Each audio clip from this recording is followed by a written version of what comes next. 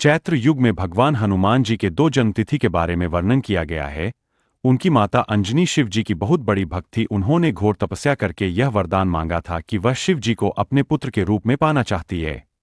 और उनकी तपस्या से प्रसन्न होकर शिव जी ने हनुमान जी का रूप लेकर चैत्र शुक्ल पक्ष की पूर्णिमा को जन्म लिया।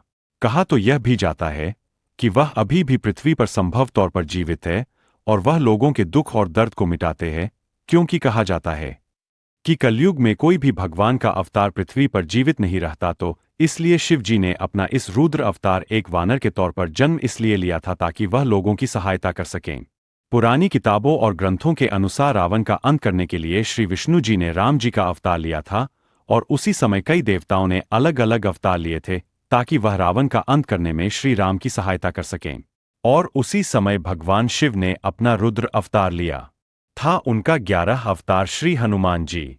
कथाओं के अनुसार यह कहा जाता है कि भगवान शिव को विष्णु भगवान से एक वरदान प्राप्त हुआ था। वह वरदान था एक दास्य का, और भगवान शिव ने हनुमान बनकर उसी समय जन्म लिया, तो उस समय उन्होंने श्री राम की सेवा भी की और रावण वध में उनका साथ दिया। ऐसी काफी कहानियां और कथाएं हम पढ़ सकते हैं।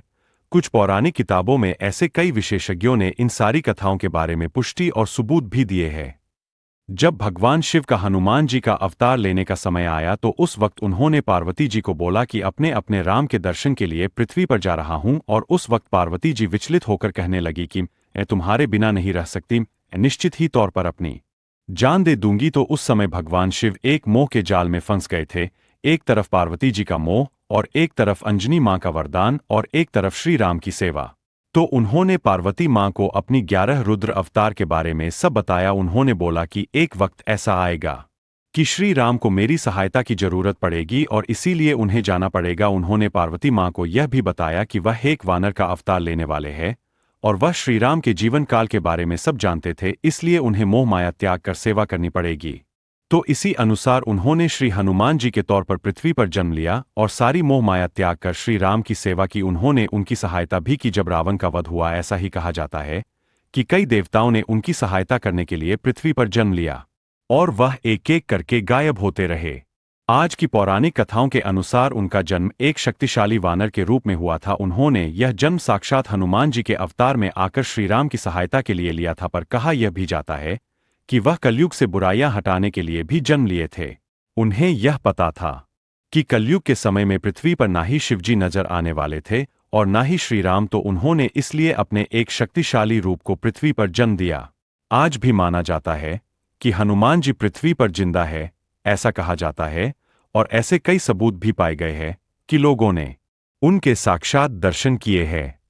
तो आज भी हम कह सकते हैं कि कुछ सबूत हमें पाए जाते हैं जिनकी पुष्टि करना नामुमकिन होता है, और कुछ विशेषज्ञों के अनुसार यह स्पष्ट शब्दों में कहा जा सकता है कि हनुमान जी अभी भी पृथ्वी पर जीवित है। लोगों के दुख दर्द को दूर करने के लिए इस शक्तिशाली अवतार को उन्होंने जीवित रखा हुआ है।